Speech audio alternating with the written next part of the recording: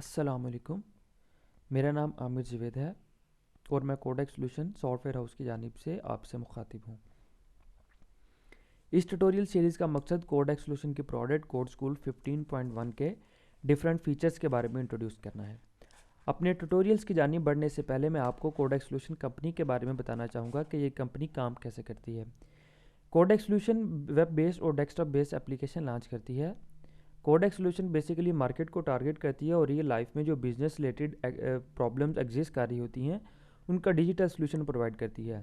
इसी तरह codex solution ने मार्केट को टारगेट करते हुए रियल लाइफ में जो एजुकेशन सेक्टर्स में जो प्रॉब्लम एग्जिस्ट कर रही हैं उनका डिजिटल सॉल्यूशन प्रोवाइड किया है और इसके हल के लिए एक प्रोडक्ट कोड स्कूल 15.1 के नाम से लॉन्च की है। इस इंट्रोडक्टरी ट्यूटोरियल में मैं आपको कोड स्कूल 15.1 के डिफरेंट फीचर्स के बारे में स्टेप बाय स्टेप गाइड करूंगा। अपने नेक्स्ट ट्यूटोरियल में मैं चल के हर मॉड्यूल की डिटेल स्टेप बाय स्टेप बताऊंगा। तो जब भी आप अपने इस सिस्टम में लॉगिन होंगे तो आपको एक मेन फॉर्म नज़र आ रहा होगा जिसके सेंटर में आपको एक नेविगेशन या उनको मॉड्यूल लिस्ट कह सकते हैं, मॉड्यूल लिस्ट नज़र आ रही होगी जिसमें सबसे पहले है academics, staff, result, fees, attendance, account book और रिपोर्ट्स। ये सेल्फ एक्सप्लेनेटरी हैं, आपको खुद बहुत समझ आ रही होगी कि इसमें कौन कौन सी डिटेल आपको मिल सकती है। जैसे एकेडमिक्स के मॉड्यूल में आपको स्टूडेंट के एडमिशन से लेके क्लासेस, स्टूडेंट की लिस्ट चेक करना, उनके फैमिली लिस्ट चेक करना, स्टूडेंट को किसी क्लास में एनरोल करना या विड्रा करना, ये सारी चीज़ें, या किसी क्लास का सेक्शन क्रिएट करना, सब्जेक्ट्स ऐड करना, टीचर को कोई सब्जेक्ट असाइन करना, इस किस्म की इन्फॉर्मेशन जो है वो आपको इस मॉड्यूल में मिल जाएगी। हमारा जो नेक्स्ट मॉड्यूल है वो है स्टाफ का मॉड्यूल। स्टाफ के मॉड्यूल में ऑब्वियसली बात है स्टाफ की इन्फॉर्मेशन आएगी जिसमें आप स्टाफ ऐड कर सकते हैं, स्टाफ लिस्ट चेक कर सकते हैं। आपने किसी अगर स्टाफ को कुछ सब्जेक्ट असाइन करने हैं तो वो कर सकते हैं, या टीचर की परफॉर्मेंस चेक कर सकते हैं कि इस टीचर की परफॉर्मेंस क्या रही है। इसके बाद रिज़ल्ट में आ जाते हैं। रिज़ल्ट में आप क्या कर सकते हैं कि क्रिएट रिज़ल्ट शीट कर सकते हैं और रिज़ल्ट शीट में मार्क्स एंटर कर सकते हैं, पूरा एक रिज़ल्ट रजिस्टर चेक कर सकते हैं, एग्ज़ाम की ग्रेडिंग कर सकते हैं और टीचर की परफॉर्मेंस फिर इस मॉड्यूल में आप चेक कर सकते हैं। इसके बाद जो हमारा नेक्स्ट मॉड्यूल है वो फीसिस का आ जाता है। फीसिस में आप क्या कर सकते हैं कि स्टूडेंट, एक सिंगल स्टूडेंट की फ़ी जो है, फ़ी रिसिप्ट जो है वो जनरेट कर सकते हैं। क्लास वाइज अगर आपने रिसिप्ट जनरेट करनी है तो वो भी आप कर सकते हैं। फ़ी मैनेजर है जिसमें आपको फ़ी के मैनेजर से डिफरेंट रिलेटेड इन्फॉर्मेशन मिलेगी। आप पेमेंट ले सकते हैं, यानी किसी स्टूडेंट से पेमेंट आपने लेनी है तो वो ले सकते हैं। सर्विसेज फ़ी रजिस्टर चेक कर सकते हैं और स्टूडेंट बैलेंस रजिस्टर जिसमें आप इंडिविजुअल हर स्टूडेंट के जो फ़ी रजिस्टर है या अगर उसने कोई प्रीवियस ड्यूज़ पे करने हैं तो इस किस्म की डिटेल जो है वो आपको इस पूरे सेक्शन में मिलेगी। डोंट वरी, नेक्स्ट ट्यूटोरियल में मैं आपको हर मॉड्यूल की डिटेल जो है वो स्टेप बाय स्टेप गाइड करूँगा और ये भी बताऊँगा कि इसको कैसे यूज़ करना। अटेंडेंस में जैसे सेल्फ एक्सप्लेनेटरी है, आप अटेंडेंस में जाके डेली अटेंडेंस मार्क कर सकते हैं, अटेंडेंस रजिस्टर चेक कर सकते हैं और फिंगरप्रिंट एनरोलमेंट है, मार्क अटेंडेंस है और स्टाफ अटेंडेंस रजिस्टर है।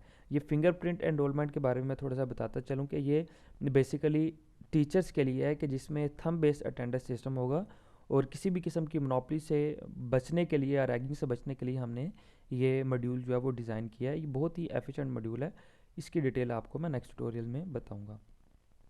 रिपोर्ट्स, रिपोर्ट्स में आप क्या कर सकते हैं कि आपने किसी स्टूडेंट की रिपोर्ट जनरेट करनी है, रिज़ल्ट की रिपोर्ट जनरेट करनी है, किसी जो है स्टूडेंट की फ़ी की रिपोर्ट जनरेट करनी है, स्टूडेंट के अटेंडेंस की रिपोर्ट जनरेट करनी है, या किसी मतलब ऑलमोस्ट वो तमाम रिपोर्ट जो एक स्कूल में अवेलेबल होनी चाहिए, इस ये तमाम किस्म उस तमाम की रिपोर्ट जो है वो आप इस रिपोर्ट सेक्शन में जनरेट कर सकते हैं।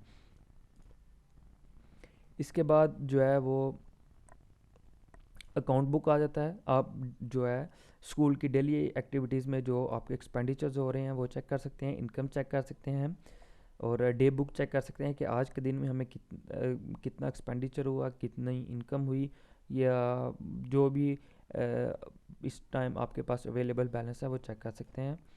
इसके बाद रिपोर्ट जो है वो रिपोर्ट सेक्शन अब मैंने आपको बता दिया है।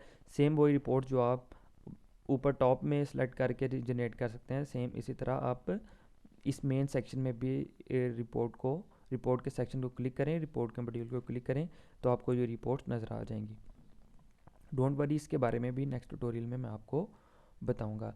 ये जो सारी इन्फॉर्मेशन जो आप मैंने आपको इधर बताई है, जैसे ये मॉड्यूल है, अटेंडेंस मॉड्यूल है, ये सेम जो मॉड्यूल है वो आप टॉप में से भी नेविगेशन को क्लिक करके यूज़ कर सकते हैं। जैसे फ़ी मैनेजर है, फ़ी में जो डिफरेंट सेक्शन मैंने आपको उधर बताए थे कि आप स्टूडेंट की फ़ी, सिंगल स्टूडेंट की फ़ी जनरेट कर सकते हैं, क्लास वाइज जो है फ़ी रिसिप्ट जनरेट कर सकते हैं, या फिर रजिस्टर चेक कर सकते हैं, फ़ी मैनेजर, अकाउंट बुक वगैरह। ये सारी चीज़ें आप चाहे इधर से यूज़ कर लें, चाहे ऊपर टॉप नेविगेशन में से यूज़ कर लें। एक फीचर जो अभी तक मैंने आपसे डिस्कस नहीं किया वो है फ़ी मैनेजर में, सॉरी रिपोर्ट में एसएमएस सेंटर। एसएमएस सेंटर क्या है कि आप जो है वो स्टूडेंट के घर वालों को स्टूडेंट के मार्क्स, जो मंथली टेस्ट होता है या वीकली टेस्ट होता है या डेली टेस्ट होता है, उसके मार्क्स जो है फॉरवर्ड कर सकते हैं, ताकि घर वालों को भी अपने जो है वो बच्चे की रिपोर्ट पता चलती रहे कि भाई इस बच्चे ने इतने मार्क्स लिए हैं, या हमारे स्टूडेंट की, हमारे बच्चे की परफॉर्मेंस क्या है। तो ये सारे इस तरह के एसएमएस, या अगर बच्चे की जो है वो डेट ऑफ जो बर्थडे है आप वो भी सेलिब्रेट कर सकते हैं। यानी इस तरह के तमाम जो है वो सेटिंग वो आप, या मंथली रिपोर्ट जो है वो स्टूडेंट की, या मंथली अटेंडेंस रिपोर्ट चेक कर सकते हैं। अगर बच्चा 4-5 दिन से गैर हाजिर है तो वो भी, मतलब इस तरह के बहुत से एक्टिविटीज़ जो हैं वो आप एसएमएस सेंटर में कर सकते हैं।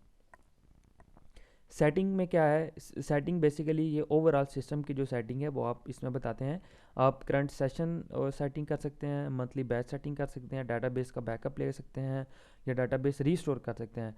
चेंज लाइसेंस की क्या है कि आप इसमें से जो है वो मंथली जो हम आपको एक की जनरेट होगी, जैसे ये मंथ फरवरी की एक जो अभी मैंने सेलेक्ट की है, इसमें मेरी फरवरी के मंथ की जो है वो फ़ी जो लाइसेंस रजिस्टर है।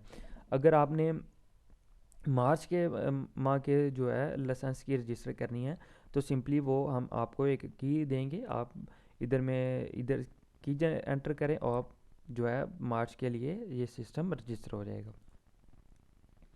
आज के ट्यूटोरियल के लिए बस इतना ही। नेक्स्ट ट्यूटोरियल्स में मैं आपको हर मॉड्यूल की स्टेप बाय स्टेप डिटेल के बारे में बताऊँ।